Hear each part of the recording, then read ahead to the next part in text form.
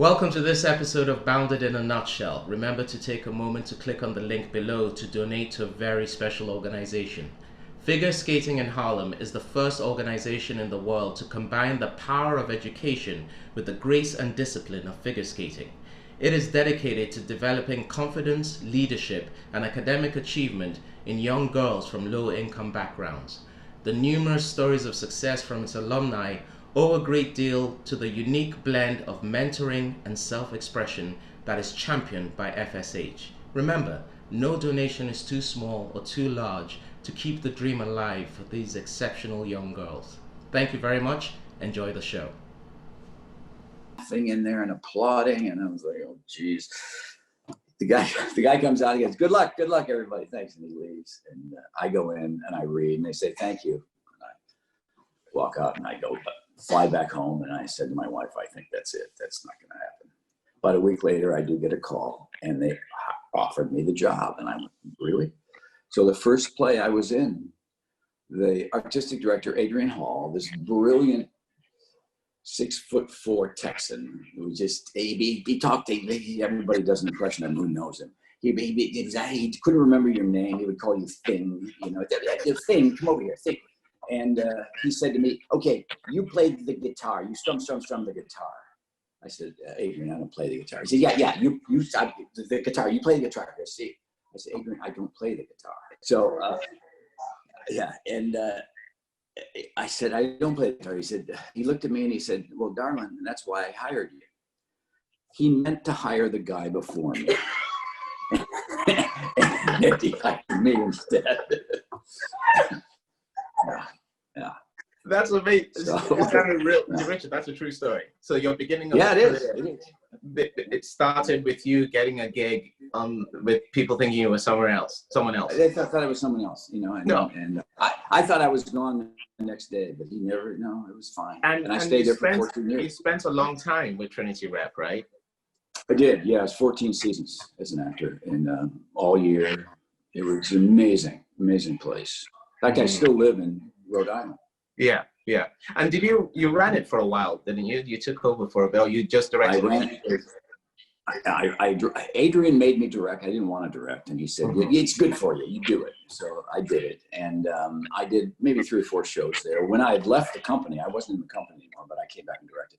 And then he left, and they had some issues, financial issues, and so I said I would do it for a year as an interim artistic director, but I ended up doing it for 4 until we found Oscar Eustace, and we brought Oscar in, and he was the artistic director for 12 years at Trinity. So, yeah. So tell me, I remember when we met in Sundance, I think this was 2016, and we just started talking about life and all that. And I remember I was at the time, I remember saying to you, I have this offer to do Hamlet, but there's this TV thing going on that I might, it's sort of like might clash with it. And you said to me, I remember you distinctly saying, when someone's ready to invest in you, like the public is, you should trust them. You should go with that. So which was it was the deciding point for me. I was like, I have to do that and follow through with that. But you have not been on stage for a very long time, and I remember you explaining to me about that, why you made that decision. Can you let our audience in a bit more on that? Yeah, because I know to this day you're one of the actors Oscar would give anything to get back onto the stage. So he'd go, geez, you mean this is what I get? He'd be very disappointed. So I always wanted to be in the movies. That's what I wanted to do my whole life. I loved the theater when I did it. But when the movies came, and I just fell in love with doing film. I just did. And I go back to the theater and direct now, but I don't even know if I could anymore. It's been 1985 is the last time. That's a muscle you have to use. And I haven't. And I get better and better as the years go on. Your performance in 1975 and it was like, oh, really? Okay. So it's better if you don't go back on the stage, because people go, he's not that good. So you just let him talk about it. Like we just let him talk about it. Big so deal family. I mean, so how I mean, tell us a bit about those early, because unless I'm wrong, maybe you can fill me in. I mean, 1985, you did it, but I mean, yes, you were working, you were guest starring, you were playing, you know, stealing the scene and everything. What was that Christmas movie you did with Nick Cage and Dana Carvey and John Lovitz? Trapped in Paradise. Trapped in Paradise. I remember watching that with my family, and that moment where you're looking at their license plates, that's DUH, and you just go, duh. I mean, you stole every scene I ever watched you in growing in, but for a long time, I guess 25 years, it was till 6 Feet Under. What were those years like for you? I mean, because I know with a young family, you were raising a family and things like that. I mean, what was that like? Because it's very important for our viewers, because we only ever remember when someone has made it. We don't really talk about the other stuff, you know, often. I mean, what were those years like for you? Especially since you had a young family, right? Yeah, I did. Yeah. We had 2 children, 10 years apart. Yeah. Because we had no money after our daughter was born. So we said, well, when we get a little money, we'll have another 10 years go by and we don't have any more money. So well, we're going to be 60 pretty soon here. So it was terrifying. It was terrifying. I went to LA in the early 80s to try to see if I could get into something.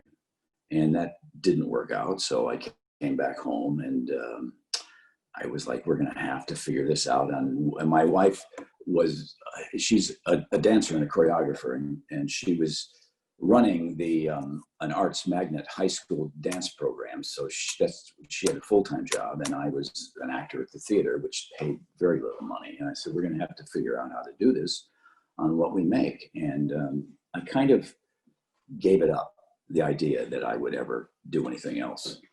And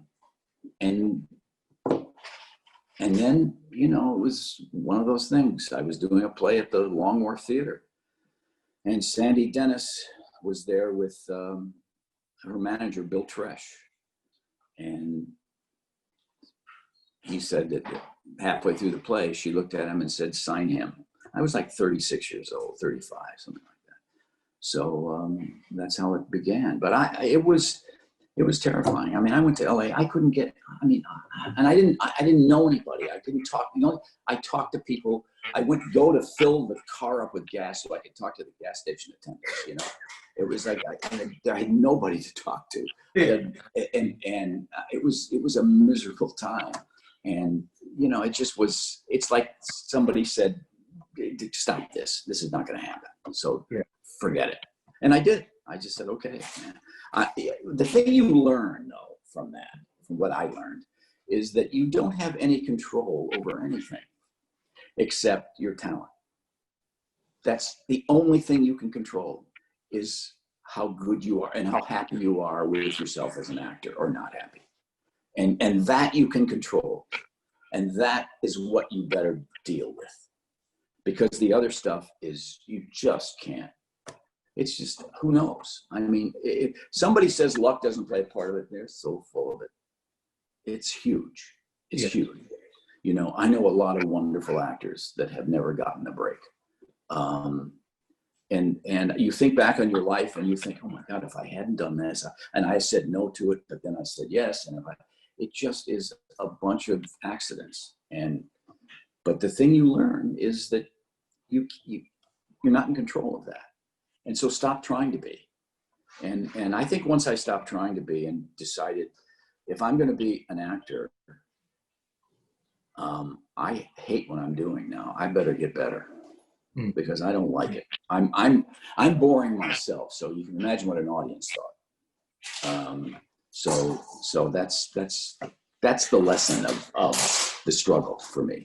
So when you say I better get better, what did that entail? I mean, we all want to get better. We all want to be better at it, and, you know, be less painful when I watch myself. I mean, so what was the process for that, of getting better? Well, I had studied with Harold Guskin. I don't know if you ever heard of Harold, Gusman. No. He actually wrote a book called How to Stop Acting, a wonderful book. And I studied with Harold when I was about 21 or 2 for a year in the basement of his house. And and then he moved to New York, and he was a coach for tons of movie stars and stage stars. But I took what it was like a light bulb for me. It was like, oh my gosh. The thing that he taught me that I ignored for 15 years, which is like, what do you, you're it, you're all you have.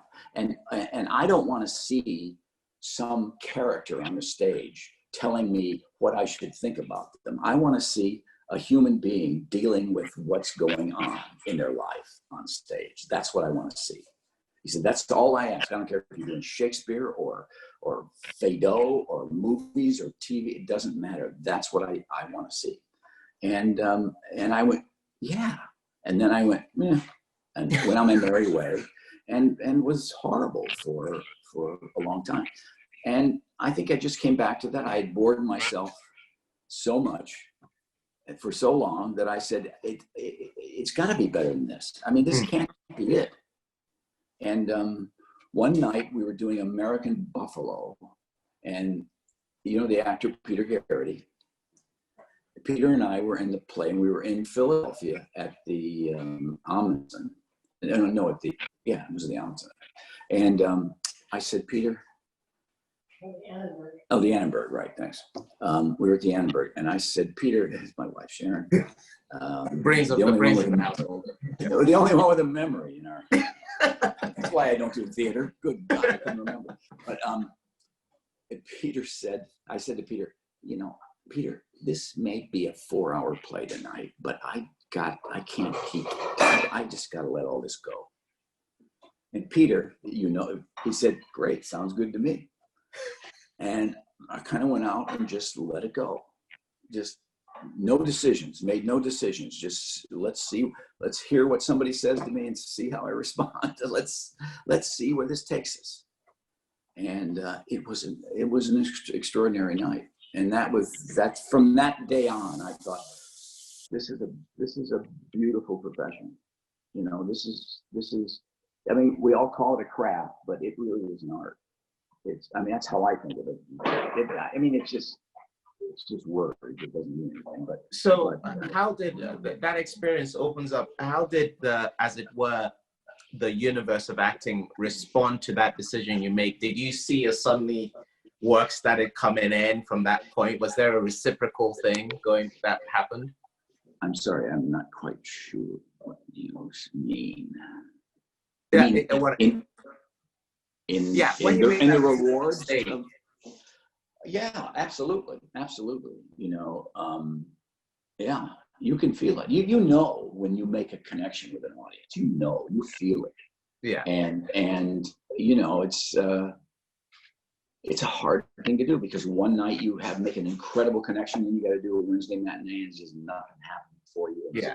Because usually you're trying to get back to where you were on Tuesday night, and that's the thing that'll kill it.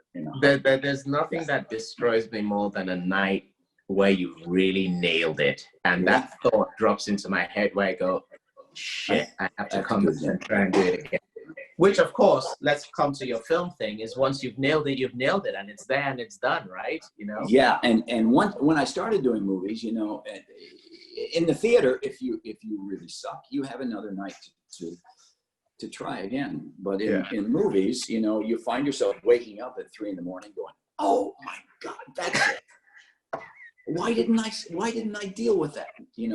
So you try to eliminate those nights as much as possible. So you try to find your way through this thing in sometimes many different ways. Yeah. I think, especially if you trust the director. Yeah.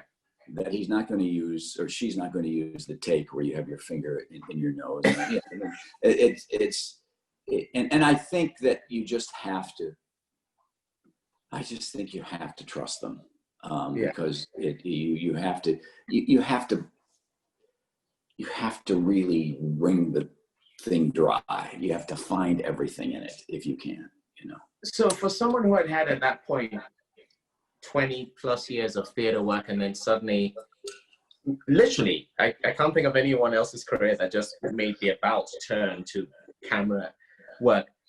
A lot of the big question is, what is the transition? What is the, it's a complete, very generalized question, but can you think of a couple of adjustments you made as a performer to start becoming intimate with the camera as opposed to intimate with a theater house, Yeah, the theater, you have to talk louder. But it's the kind of the same. It's the same. It's just that, in the theater, you're in charge all night long. In movies, you're in charge from action to cut, but you're in charge. You are in charge. That's your time, and I love the intimacy of it. I love the possibilities of film acting. I love being in the place where you are. I mean, where Guillermo's in the Shape, we did The Shape of Water. I walked into my set, the room where I live, my apartment, and I called my wife and I said, "You have to see this. This is a piece of art. This is like, this is where I live. It's incredible, and you get a chance to embrace that. And I mean, they're really the same. I don't see them as that different, except that theater is a muscle you have to use, and I've been away from it so long. I mean, I did the movie film version of The Humans. I just did that last, and it's like we basically had to learn it while we shot, page upon page, but we had the whole Thanksgiving scene, and we did it over and over, different ways, different cuts. But that was like, I thought, how am I going to learn this? And I had the script for 2-3 months beforehand. But it was hard. It was hard. Yeah. Let's talk about one of the things that's crept up that I noticed is that you have wonderful collaborations with directors. It's like you work with them and then you work with them a couple of other times after that. And I mean, we were talking, but when we first met, you were about to go off to do Shape of Water. And, before the COVID hit, you were filming again with Guillermo del Toro. Collaborations with the directors, I mean, that's sort of like, that's like the golden fleece, isn't it? You want people to call you back and work with them and you have a rapport with them. Is that something you found throughout your career, that you tend to work several times with different directors and all that? Yeah, I do, and I like it. I don't know why it's not done more often. I don't, I just don't get it. When you start a movie, you waste 4 or 5 days just getting to know the director and like who are they? Where do you fit into this? I do anyway. Some people do, but it takes me a while to feel comfortable on a film set, and if you work with somebody over and over again, those first few days, the first week, that's gone. It's all, you're there with them again. You love them. And I don't know why people don't collaborate more and more. It's funny because there was a period where directors had the ensemble of actors they liked working with, and they would bring the odd person in every now and then, depending on what the script needed, but they had their core group. And, it's no accident that they brought out some amazing stuff, I wonder how much of that at the time they didn't lose acclimatizing to each other and just getting on with the work, It's, I mean, for sometimes a week or two for me, it's like I mean, I easily misunderstand someone. I mean, I think it's because I'm trying to understand so much that I misunderstand. I don't let it just happen. I figure out, where are we going here with this? What's going on here? And I think sometimes you just have to take a breath and, One thing I've noticed about you, Richard, is despite the fact you've done, like I said, I think it's about 153 films or something like that, there is a sense of the way you talked about walking on set, the wonder still whenever you come on set. And I remember what made us click initially was you started talking about this Western you'd done, and I realized that in just the last week I saw Bone Tomahawk. I want to start with that because your enthusiasm about that was so contagious, and I just went, he's still excited about the work. You know what I mean? So, I think of the movies of yours that I listed. It's very likely a lot of our viewers are less likely to know Bone Tomahawk, although I think it's one of the best westerns made in recent years and one of your best performances. Can you just tell us a little bit about that, especially working with someone like a Kurt Russell that is Hollywood personified in that sense? Because I remember that film really meant a great deal to you, you know? It did. I loved every second of making it. When I read it, the day I read it, I said, I'll do it. I mean, it was like I was on the phone after. My thought was, as I was reading the script, and as I turned the page, all I could think was, please don't die. Please don't die. Stay in the movie. Stay in the movie. Yeah, it's just, please don't die.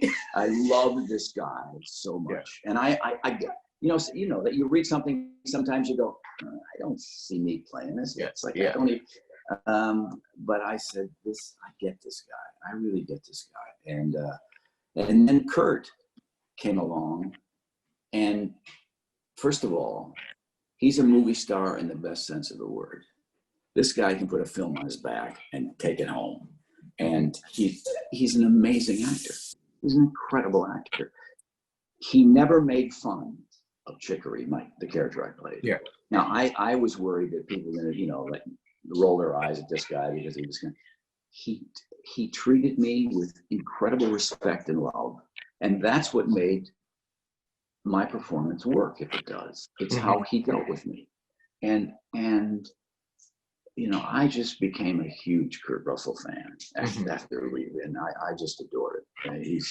He's an actor, man. He's just an actor and fantastic. But we shot it in 20 days. It was in LA, outside of LA, in some private ranch. One of those, massive, right? Yeah. Yeah, and S. Craig Zahler, who directed it, he never directed anything. There was no rewrites in this script. This was the original script that he wrote. We did. I mean, that's how good it was. Yeah. And I highly recommend it to everyone watching to go watch that. So, taking that enthusiasm, what I loved about that, now looking at your other performances that have just been amazing, you have this quality of, I don't know, it's like, sometimes I hate doing talkbacks because when people ask me a question about your process, I want to sit and I kind of just learned the lines and turned up. I didn't do anything exciting like go watch, a salamander in the zoo, I like to say, but you have this wonderful, understated, let's talk about The Visitor. I mean, the role that I guess, as far as the, movie world really catapulted you to the next level with all those nominations and stuff. What was that like? Like, did you actually learn to play the drums? How did you take, what was that process like for you? And did you know, like Bone Tomahawk, when you read it, did you know, yes, I have to do this? Was that another one of those feelings? Yeah, it was Tom McCarthy, God love him, called me up and said, I wrote this part for you. He said, I'm going to send it to you, and let me know if you want to do it. So I read it that night, and I said to my wife, and I don't think I've ever said this to her, I said, you have to read this and tell me if it's as good as I think it is. And it was this kind of piece of this gift that, it was incredible. So the next day I called him, and he said, do you want to do it? I said, Tom, nobody's going to give you the money to do this movie with me in it. And he said, that wasn't my question. Do you want to do it? Let me worry about that. And I said, yeah, I do. And, that it's just one of those things. But it was Rhonda Price, my agent, the woman that I adore, this woman. And when she became my agent, I said, oh, that's what an agent does. She's amazing. And she's Tom's agent. And she made him watch film of me. She was like, see this. And so, but it just happened like that. And when I was shooting it, and you think about people like Kurt Russell and Meryl Streep, Al Pacino, and you know, who carry movies, put them on their back. And as we say in the theater, you can put a play on your back. And when I was sitting in the, I think it was the Toronto Film Festival or Sundance, I don't know, one or the other, and you know, 1,000 people in the audience, and I thought, first time I ever had this thought, if this movie doesn't work, it's my fault. And it was like terrifying. Mm-hmm. You start to understand the responsibility of doing being a movie star. Yeah, being a movie star. Then when people invest $100 million in your movie, you'd better make money. Mm-hmm. And you know, they invested very little in my movie, but I felt responsible for this film, you know, and it's a good feeling too. It's not a bad feeling. It's something that's really. It's a good terrifying. It's good terrifying. No, it's great. It's great. Yeah. You know, you always want to know, can I carry a film? I mean, is it? Are you interesting enough so they won't go? Yeah, I think I have some popcorn. So you know, I mean, it happened late in my life. I was 62 when it happened, but I got a chance to do it, and it was an extraordinary experience from top to bottom, and I just, you're in the middle of it. You're thankful. You know, it's great if in the middle of something you're thankful, as opposed to the end if it turns out, you know. Yeah. And the ones that you love, you really are thankful while you're doing them. Now, whether they'll turn out, you never know if anybody else is going to like it, but that's a pretty good barometer to the quality of the piece. Yeah. So you said something I want to pick up on. You said two things you said about that. You said no one's going to let you make this movie with me in it. And secondly, you said I was 62. I think that's just two things that I really want to get out there, because we have this bullshit factor thing, Richard, called time, that we throw into the mix when we're chasing this art, this dream, you know, that the bigger portion of the equation time has, the less confident, believing, happy we generally are if the equation hasn't come to its, you know, conclusion. I mean, I can think of no one, when I think about you and I'm sitting there going, okay, yeah, I mean, yes, The Visitor, you, like you said, you were 62 and people are talking like I'm surprised you didn't get a nomination for Best Newcomer or something ridiculous like that somewhere. But tell us a little bit about, I mean, can you just, I'm putting you a bit on the spot, just to like, as someone who's doing it and having the time of your life and having a great time, can you just help us through that ridiculous fear we factor into our decisions when time becomes such a big factor? Does that make sense, my question? It does. I think I always felt that I would work more the older I got. I was not a pretty young boy. I mean, people didn't run the other way when I don't think your wife agrees with that. She got with you pretty early, you know. Well, she was just nodding. No, you weren't the best. But I always thought I would work more the older I got, and that seemed to be what happened. I didn't quite fit anywhere. I didn't fit when I was young. But the thing about a repertory theater is you get to play parts you were too young for, you're not really right for.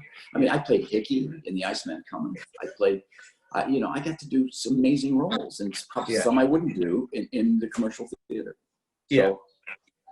So it's, so that the time, I think it's easier. Well, the truth is it's easier for a man.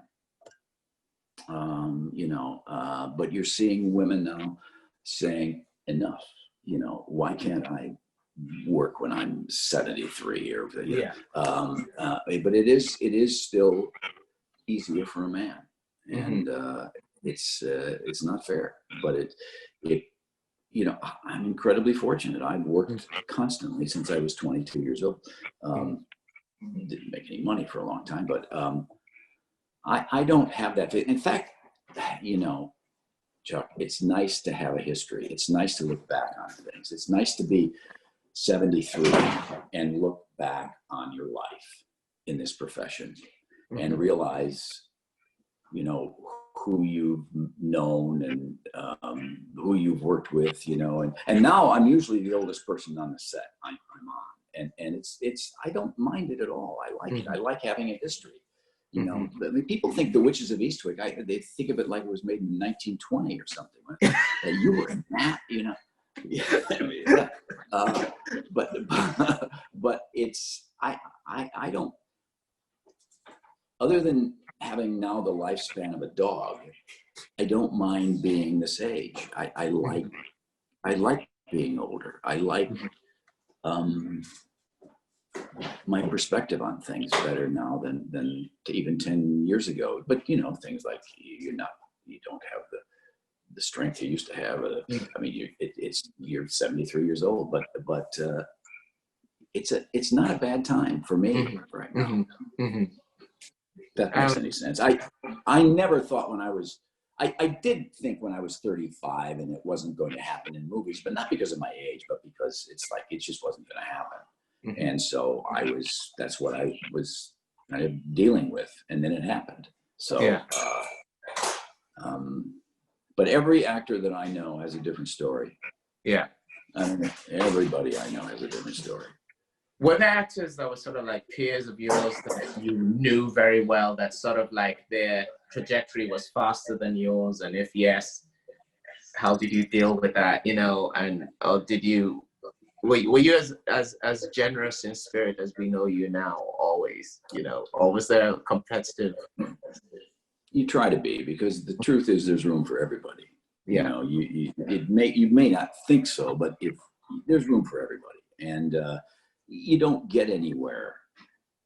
It doesn't do you any good to be jealous or disdain others' performances or look, why did he get that and I didn't get. I mean, it's just to put you in an early grave, and it's pointless. And it's no fun.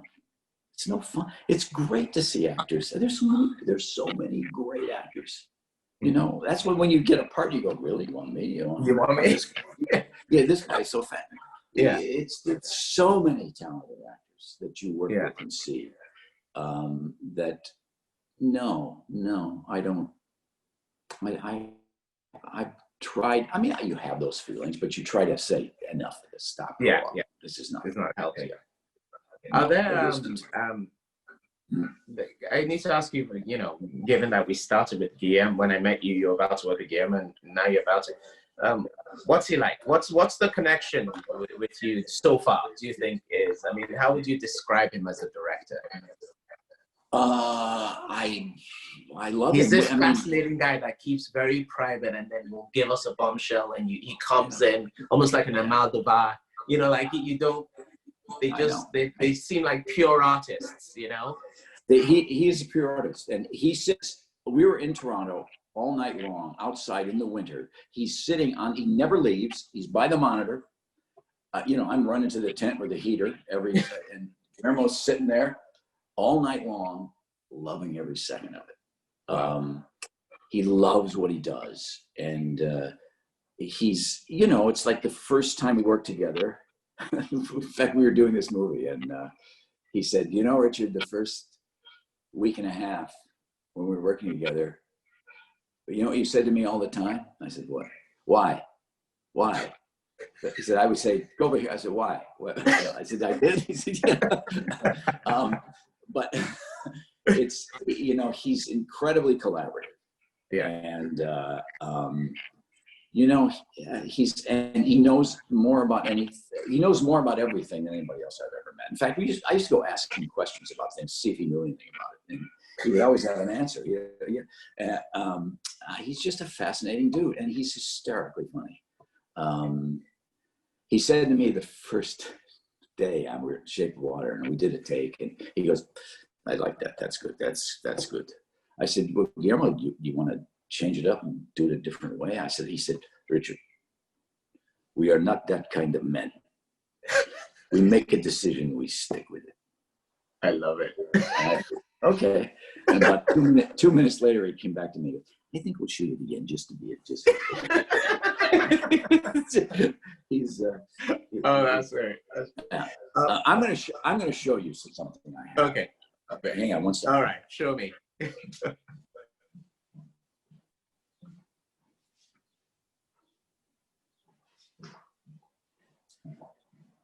This is my relationship with Guillermo del Toro. What's it here? Okay. There we go. Yes. Oh, that's beautiful. That is really beautiful. I show that because I think that explains it more than I can. Yeah. Nurturing. You see playfulness. You see nurturing. You see a guy that's very happy about life. Actually, he just seems very ebullient, and I feel he carries the whole cast with him, because he always seems to ask all his actors. Every time I watch a project of his, it feels like at some point actors have just got to go, I trust in Guillermo, I trust, because people are being asked to go out of their zones all the time. I mean, yeah. He allows you to, but as long as you're in his movie, in his head, in his head, he'll let you, find your way, which I love. I don't like to be led down the path. It doesn't work for me. Right. It doesn't mean I don't like taking direction. If you're not buying it, I want to know. Yeah. If something's not happening for you, we got to deal with it. We got to figure this out. But I find that if I try to do something for someone else, it just never seems to work. No, it seems to work. Do you miss rehearsals? Do you miss the rehearsal room? That's why I direct, because I get to go to every rehearsal and then I don't have to go to Wednesday matinees. I love. In fact, my wife and I have started doing musicals. My wife's a choreographer, and we rethink musicals. We redo them in different ways, but we do them at Trinity Rep. They have a wonderful group of. When I was there, nobody could sing or dance, but they brought actors in over the years who are wonderful singers, and so I do that, and it keeps me in that world. I mean, I love the theater. I love going to the theater. I just love the theater. I just have no desire to go back on stage. I love directing. Yeah. Well, we should try and get something going then. I'd love to watch you directing. I think there's gonna be so many questions for you, so I don't keep you running over. That we might as well go ahead and open up to questions from of some of our viewers. Michelle? Yep. Okay, so this first question is from Colleen. Can you talk about your relationship to the camera? Have you ever been camera shy? And if so, what helped you relax and open up more on camera? I try not to have a relationship with the camera, if you want to know the truth, because then it looks like you're having a relationship with the camera. I try, it's easier said than done, but it's like anything else. It's something you have to get comfortable with. It's and you try to forget it's there, even though that's not possible either. But I enjoy having that action between action and cut. I enjoy that time. I think of the camera as my friend, even though if it gets too close to me, I'll crack a lens. But, my face is not, not made for the camera, but I do try to think of it. I do like it. I do like the intimacy it gives you. It demands of you. I like the focus it demands of you. But yeah, I guess, I don't know if that's an answer. Okay. Sorry, I'm so sorry. No, That's a great answer. I think that's great. Yeah. Now I'm going to be terrified of the camera. Yeah, that's me. Just screwed up the rest of your relationship with Guillermo. Okay, this question is from Ben. So he's saying that it seemed as if because you were working in theater in Rhode Island and auditioning for the Coen brothers, that it looked like you were on the right track.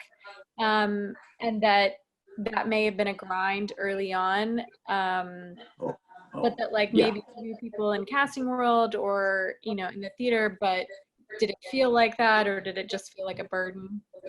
No, I was just grateful I got the opportunity to audition for films and TV. But I would take the train in from Rhode Island, and that's before there was an express train, Solid Express. It was a 4.5, 5-hour train ride, one way. And you'd sometimes have like, 3 lines. Okay, freeze, hold them, don't move, thank you. And you'd say, geez, I got a 5-hour train ride to go. So it was, but that's the bargain I made. I live in Rhode Island, and if I want to be in film or television, I have to do this. So it never felt like a burden. I mean, there were times it did, but the casting director who really gave me hope about doing this was Juliet Taylor.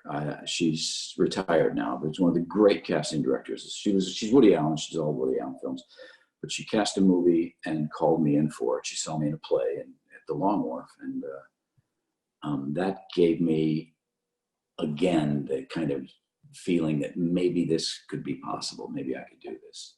So it really helps. Casting people they're really invaluable. That's where the action is in the casting directors, because and I remember saying to my manager, and when I didn't get a job, I didn't get it, and I'd say, oh geez, I thought he was going to let me go, because he said, no, if they call me up, the casting people call me up and say, I don't know what to do with this guy, you got trouble.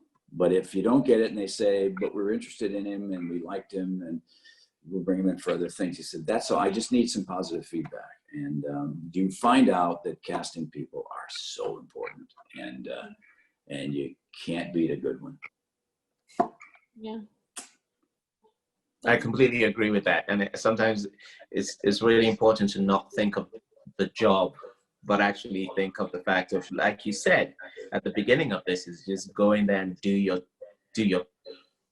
thing, do your art, that way. I always thought it was it was a chance to act. That's how I always looked at auditions. Yeah. It was a chance to try to just see, okay, let's see where this goes. Let's see, can we just, I don't know what's going to happen. Let's see. And, it didn't always work, but when it did, it was fantastic. It was, it was just a chance to act, That's a great way of saying it, the chance to act. Go on, Michelle.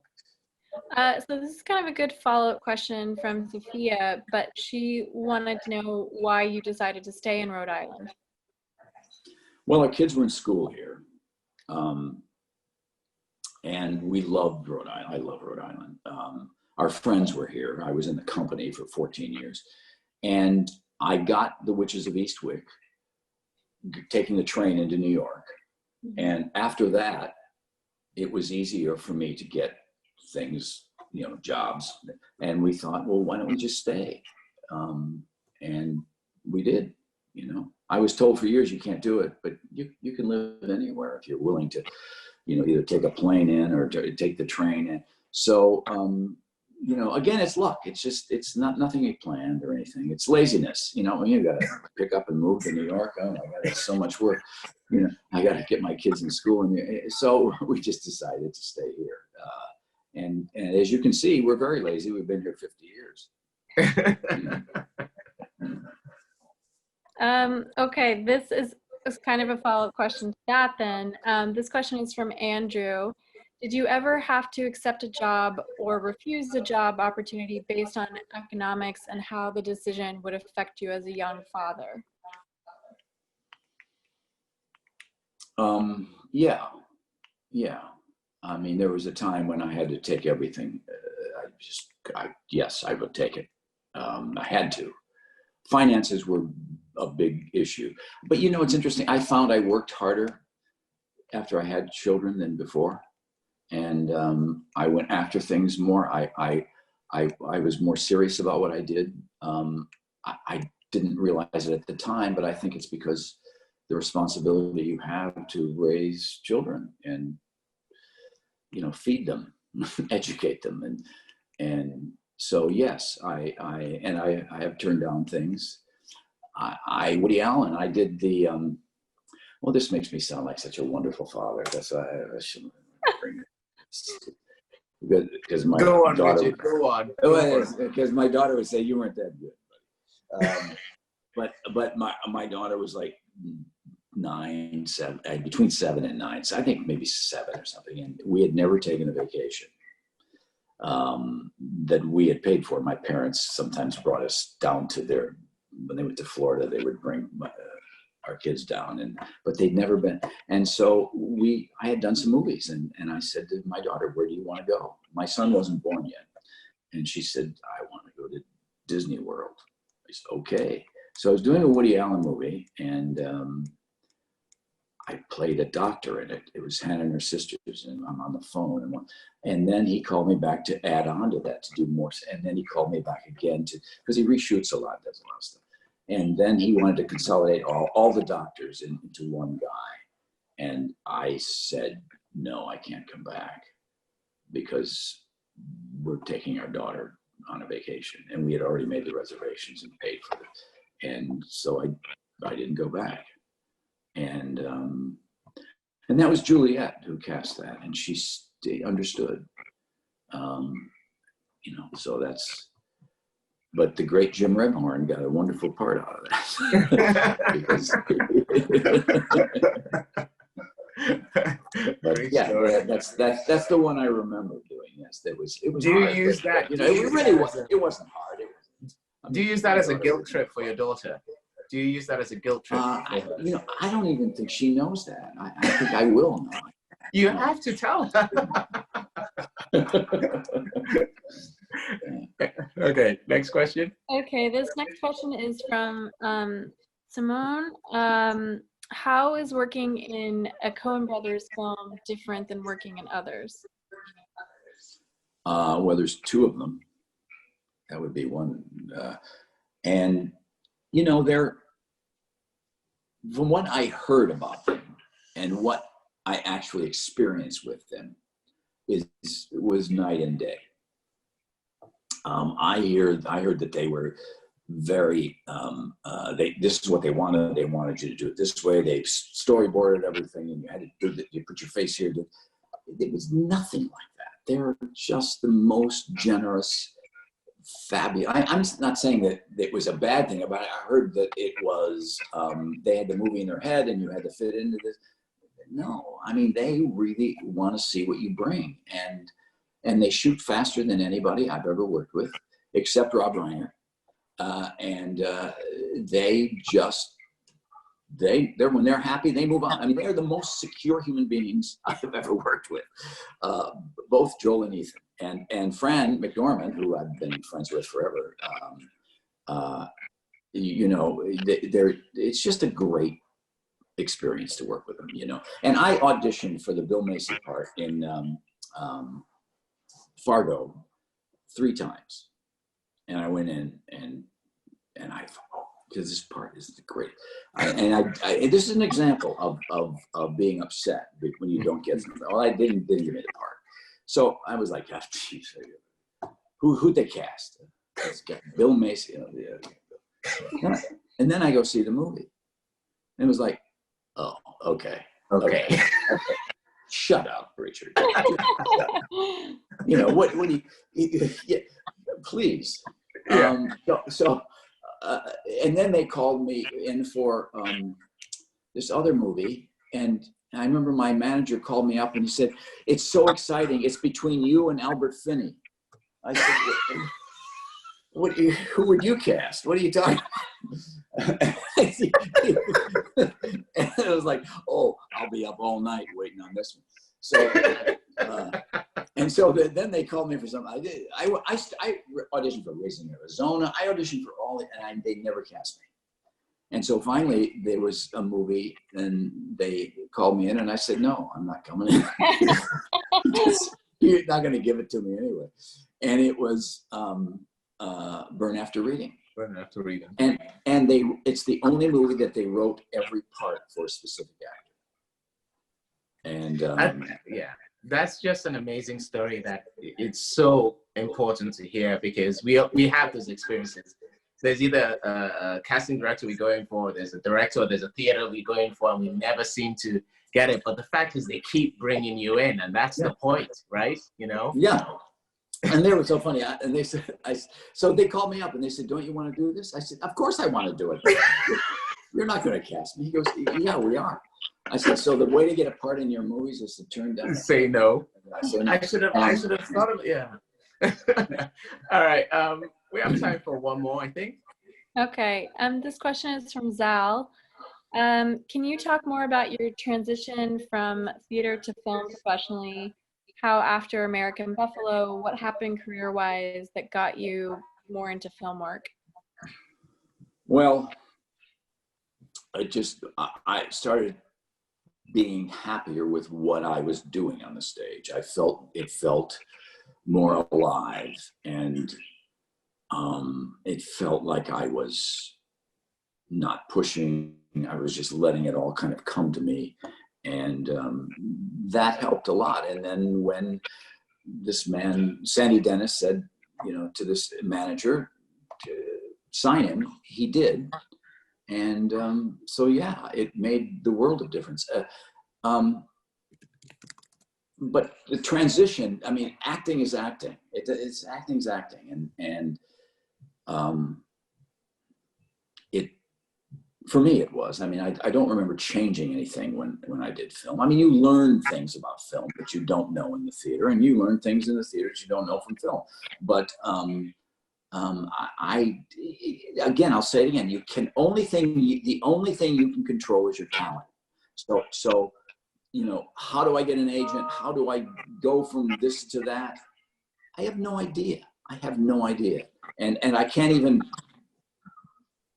even describe how I made it, the jump from one to the other. I don't even know.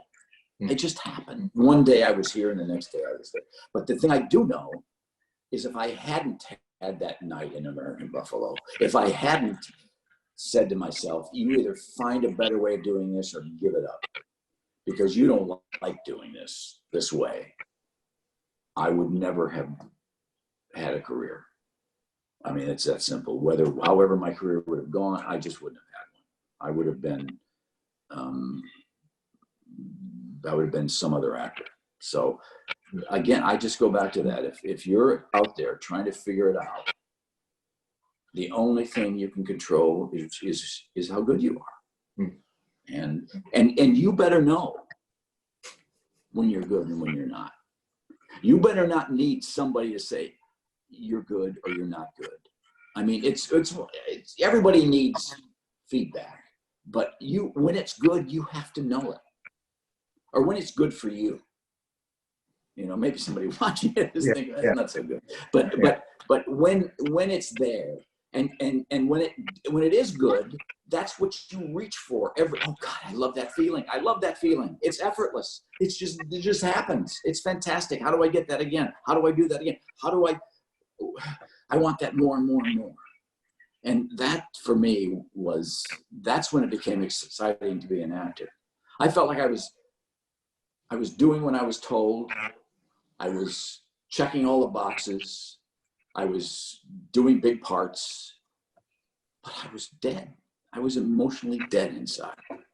And once I kind of let all that go, I felt like it is a privilege to do this. It's a privilege, So all of the questions, and I appreciate them about transitions and I don't know.